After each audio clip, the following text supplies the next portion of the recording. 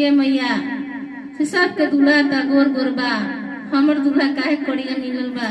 तो देखी कैसे कह तारी अपना माई से गौरा मैया कि सब के